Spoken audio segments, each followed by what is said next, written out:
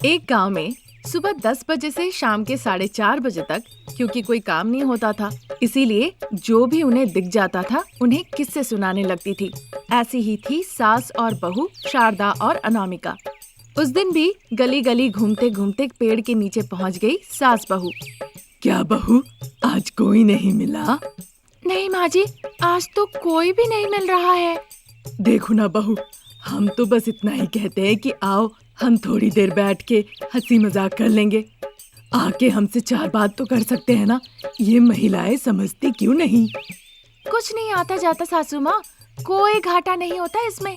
उन्हें लगता है उनके पास भी हमारे तरह कोई काम धाम नहीं। इसमें हमारी क्या गलती बताइए? फिर भी देखो बहू, हम भी महिलाएं हैं और वो भी महिलाएं हैं। हम सब घर का काम करते हैं, वो भी घर का काम करते हैं, और ये सब घर का काम सुबह के 10 बजे तक खत्म हो ही जाता है। जब हम काम खत्म करके यहाँ आ गए हैं, फिर हमारे ही तरह ये महिलाएं हमसे बात करने बाहर क्यों नहीं आ रही है? आसान है सासू माँ, हमारे घर में सारा काम हमारे पति करते हैं, लेकिन उनके घर पे उन्हें काम करना होता होगा। इसीलिए सासू माँ, हमारे काम खत्म हो गए हैं और उनका काम अभी भी नहीं हुआ है। हाँ बहू, बाकी महिलाओं को ये तरकीब अपनाना चाहिए। ना ही सुनती है और ना ही हमारी बात मानती है। शारदा इस तरह कहते हुए पेड़ से थोड़ा आगे चल के जाती है। चूंकि वहाँ कुछ करने का था नहीं, इसीलिए बहू भी उनके साथ चलने लगती है। उन्हें लगता है ये गलत तरकीब है सासू माँ। असल में इनके पास इतनी अकल ही नहीं है बहू। अब हमें एक दिन अच्छा पका दिए तो ये मर्द हमें रोज अच्छा अच्छा पकाने कहते हैं, लेकिन हम अपने घर में क्या करते हैं? बस 2-3 दिन के लिए हमने चावल को कोयले की तरह बना दिया। दाल में, सब्जी में हमने ज्यादा नमक मिला दिया। फिर बाप बेटे ने हमें पकाने से मना ही कर दिया और खुद जाके पकाने लगे। अब उनकी आदत भी हो गई है। पर हर कोई आराम से इस तरह बिना काम के घूमना भी तो नहीं चाहती है। तो हमारी क्या परिस्थिति है?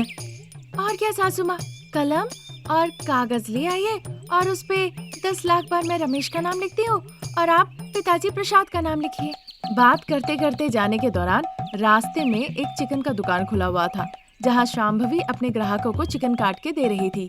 सास बहू खुशी खुशी एक दूसरे का चेहरा देखती है और शांभवी के पास जाती है। उन्हें देखने के बावजूद शांभवी परवाह ना करते हुए बस अपने काम पे ही लगी रहती है। सास बहू उनकी दुकान पे आके बिना शर्माते हुए सीधा जाके चेयर पे बैठ जाती है। समय निकल रहा था, ग्राहक शांभवी के दुकान आ रहे थे। शांभवी चिकन काट के उन्हें दे रही थी। अब सास बहू को गुस्सा आने लगता है। वो शांभवी को बुलाती है उनसे बात करने के लिए। देखो बिना काज की सास बहू, मैं यहाँ पे बहुत बिजी हूँ। समझने की कोशिश करो, तुम्हारे चले जाने में ही हम तीनों के लिए बेहतर होगा, और अगर नहीं जाके मुंह खोल दी तो हमारे बीच लड़ाई हो जाएगी। ऐसा दिखावा कर रही हो मानो कि तुम्हारी वजह से ही पूरा गांव आज जिंदा है। तुम मुर्गी काटकर बस बेचती हो। कहना आसान है, जो काम करता है उसी को पता चलता है कितनी मेहनत होती है। अब क्या कहना चाहती है चाची? आपका मतलब ये है कि हम में कोई काबिलियत नहीं है? इतना घुमा फिरा के क्यों कह रही हैं? आपके हिसाब से हम काम नहीं कर सकते क्या?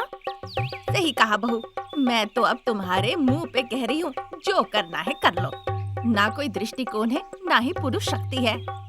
इतनी बड़ी बड़ी बात कह दी, अब तुम देखते रहो। मैंने तुम्हारे मुंह पे कस के थप्पड़ ना लगाया तो मैं भी मुर्गी का दुकान खोलूंगी।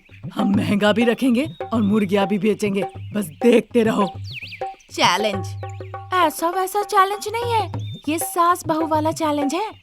ऐसा कहकर सास बहू शारदा और अनामिका वहाँ से चली जाती है। 2 दिनों के अंदर लालच के नशे में सास बहू मिलके बिल्कुल शांभवी के दुकान के सामने में एक चिकन शॉप खोलती हैं। सास बहू माइक लेके शांभवी से ज्यादा महंगे दामों में अपने दुकान में चिकन बेचने लगती है। चूँकि शांभवी के दुकान में मुर्गी का भाव कम थे, इसीलिए सभी लोग शांभवी के दुकान ही खरीदने के लिए जाते हैं। फिर कुछ दिनों के बाद, माँ जी, क्योंकि हमने भाव बढ़ा दिए हैं, इसीलिए कोई हमारे पास खरीदने नहीं आ रहा है। हमें भाव कम करने होंगे। कम नहीं कर सकते बहू, ये तो सम्मान की बात है। अगर तुम चाहो तो मास्टर प्लान बना सकते हैं। शांभवी की तरह नहीं, हम वैरायटी के चिकन बेचा करेंगे। जरा सोच के देखना, पर भाव नहीं कम करेंगे। ऐसा कहकर शारदा सोचने लगती है। अनामिका भी शारदा के साथ साथ सोचने लगती है। तभी अचानक उनके दुकान से थोड़ी ही दूर पे उन्हें एक केरोसिन का डब्बा दिखता है। इसी के साथ सास बहू का चेहरा मानो बिल्कुल बल्ब की तरह जगमगा उठता है। देर ना करते हुए तुरंत सास बहू माइक लेकर कहने लगती है, आइए बाबू आइए, आपके सामने हम ड्रम में चिकन फ्राई करके देंगे, जो कि बहुत स्वादिष्ट और बहुत ही मनमोहक है। आइए बाबू आइए, स्वादिष्ट चिकन ले जाइए। सास बहू चिल्लाने लगती है। फिर कई लोग वहाँ इकट्ठा हो जाते हैं, बस ये देखने के लिए कि आखिर में ये ड्रम फ्राई चिकन होते क्या है। वहाँ इकट्ठा हुए सभी लोगों को देखकर शारदा और अनामिका को लगने लगता है कि वो सभी लोग वहाँ चिकन खरीदने आए हैं और चिकन बेचकर वो शांभवी से ज्यादा पैसा कमा लेंगे। ये सब सोचकर सास बहू बहुत खुश हो रही थी। तभी अनामिका अपने दुकान के सामने गरम गरम कोयला लाके डाल देती है। फिर शारदा 2 लोहे के छड़ों को अच्छे से साफ करती है और जहाँ कोयला डाला गया था वहाँ पे उन दोनों छड़ों को अच्छे से गाड़ देती है और केरोसिन के ड्रमों को लाकर उन छड़ों के ऊपर रख दिया। फिर माइक लेके जो वो बना रहे थे उस बारे में ढेर सारे बातें करने लगी। कुछ देर के बाद वो ड्रम हवा में उड़ गया और वो उड़ते हुए शारदा के सर पे आके जोर से गिरा। दूसरा ड्रम अनामिका के ऊपर आके गिरा। फिर सास शारदा और बहू अनामिका जोर जोर से चिल्लाने लगी और अपने ऊपर से उस गरम ड्रम को हटाई। उनका चेहरा हाथ पूरी तरह से काले पड़ गए थे। जो लोग वहाँ खड़े थे उन्हें देखकर हंसते हुए वहाँ से चले गए। उनके साथ साथ शांभवी भी उन्हें देखकर बहुत हंसती है। इस वजह से सास बहू बहुत उदास हो जाती है। जब उन्होंने शांभवी को उन पे हंसते हुए देखा, ये देखकर तो सास बहू और ज्यादा दुखी हो गई। तभी एक चोर को लगता है कि यही सही वक्त है। वहाँ से वो मुर्गियाँ ले लेता है और रॉड को वहीं पे फेंक देता है। पूरा काला शरीर लेके शारदा अनामिका जब घर लौट रही थी, उन्हें देखकर शांभवी कहती है, आइंदा से लालच मत करना और इस तरह की हरकत भी। ऐसा कहकर वो फिर से चिकन बेचने में लग जाती है। सास बहू को सही सबक मिल गया था, इसीलिए बिना कुछ कहे वो घर लौट गई। घर पे जाके कामकाज करने लगी और तब से खुशी खुशी जीवन व्यतीत करने लगी। केशवपुर गांव के पास एक घना जंगल था। वहाँ पे एक गुफा था। उस गुफा में मशाल जलाकर एक शैतान रहा करती थी। जब कभी उस राक्षसी को भूख लगती थी, उसे वहाँ कुछ खाने को नहीं मिलता था, इसीलिए जब भी भूख लगती थी वो पास के गांव में आ जाती थी। वो गांव में घुस के मुर्गी बकरे लेकर सीधा अपने गुफा में चली जाती थी। फिर आग में उन सभी को जला के नमक मिर्च डाल के मजे से खाती थी। पर गांव वाले इस बात से पूरी तरह से अनजान थे। जब भी गांव से कोई मुर्गी या बकरा गायब होता था तो गांव वालों को यही लगता था कि जंगल से कोई जंगली जानवर आके उन्हें खा गए हैं और इस बात से वो बहुत डरते भी थे। उन्हें इस तरह से डरते देख राक्षसी को बड़ा अच्छा लगता था। तभी एक दिन वो मन ही मन सोचने लगी, जब तक मन में ये डर है और गांव में बकरी और मुर्गियां हैं, तब तक इंसानों को कोई दिक्कत नहीं होगी। पर गांव में जिस दिन मुर्गी और बकरे खत्म हो जाएंगे, मैं इंसानों को खाऊंगी। ऐसा सोचकर वो मुर्गी लेकर वहाँ से चली जाती है। उसी गांव में एक बड़ा सा पेड़ था। उससे थोड़ी ही दूर पे शारदा का घर था। शारदा के पति क्लर्क का काम करते थे और बेटा रमेश शहर के एक प्रसिद्ध कॉलेज में जूनियर लेक्चरर के तौर पे काम करता था। कहा जाए तो 6 फीट लंबा और बहुत ही हैंडसम युवक, कह सकते हैं हर लड़की के सपनों के राजकुमार की तरह, बिल्कुल ऋतिक रोशन जैसा। घर वाले जब रमेश के लिए रिश्ता ढूंढ रहे थे तब अनामिका का रिश्ता आता है।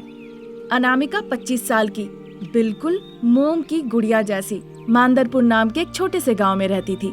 ये गांव केशवपुर से पश्चिम की ओर था और वहाँ से मात्र 6 किलोमीटर की दूरी पर था। फिर एक दिन लड़की देखने शारदा पूरे परिवार के साथ आती है। अब चूंकि वो दोनों एक दूसरे को पसंद कर लेते हैं, इसीलिए अच्छा मुहूर्त देखकर रमेश और अनामिका की बड़े ही धूमधाम से शादी करा दी जाती है। नई जिंदगी की शुरुआत करने के लिए अनामिका ससुराल आती है। अनामिका घर का सारा कामकाज करती थी, खाना पकाती थी, सास ससुर का अच्छे से देखभाल करती थी। पति के साथ उसके बड़े ही मधुर संबंध थे। इस तरह से अनामिका की जिंदगी बहुत ही खुशहाल चल रही थी। तभी एक दिन शारदा और प्रसाद अपने किसी रिश्तेदार के यहाँ फंक्शन में जाते हैं। उस दिन रमेश कॉलेज नहीं गया, वो घर पर ही रहा। वो दोनों बगीचे में लगे हुए झूले में बैठ के झूल रहे थे और हंसी मजाक करते हुए बातचीत कर रहे थे। रमेश अपने हाथों से अनामिका को फल खिला रहा था। ठीक उसी वक्त गुफा में रहने वाली राक्षसी की नींद खुल जाती है और उसे भूख लगती है। उसकी आंखें ठीक से खुली भी नहीं थी। नींद के ही हालत में वो गुफा से बाहर निकल आती है। आसमान में उड़ते उड़ते वो आके उस गांव में पहुंचती है और सीधा जाके उस पेड़ के ऊपर बैठ जाती है। पेड़ के ऊपर से ही वो खाने के लिए मुर्गियां और बकरियों को ढूंढने लगती है। तभी वो राक्षसी अनामिका को बगीचे में झूले में झूलते हुए देखती है। अनामिका के साथ रमेश का चमकता हुआ चेहरा भी देखती है। ये देखने के बाद उस राक्षसी की नींद ही उड़ जाती है। वो अपनी आंखों को साफ करके देखती है। दोनों ही बड़े अच्छे लग रहे थे। रमेश अपनी पत्नी को हाथों से फल खिला रहा था। ये सब देखने के बाद वो राक्षसी मनी मन सोचने लगती है, पति पत्नी को ऐसे ही होना चाहिए, पर जिसने मुझसे शादी की उसने मुझे नरक दिखाया था, इसीलिए अब ये सब मुझे बर्दाश्त नहीं होता। अरे मुझे भूख लगी है। इस तरह सोचती है और मुर्गियां ढूंढने लगती है। तब तक रमेश और अनामिका घर के अंदर चले जाते हैं। रमेश एक साड़ी लेके अनामिका को दिखाता है।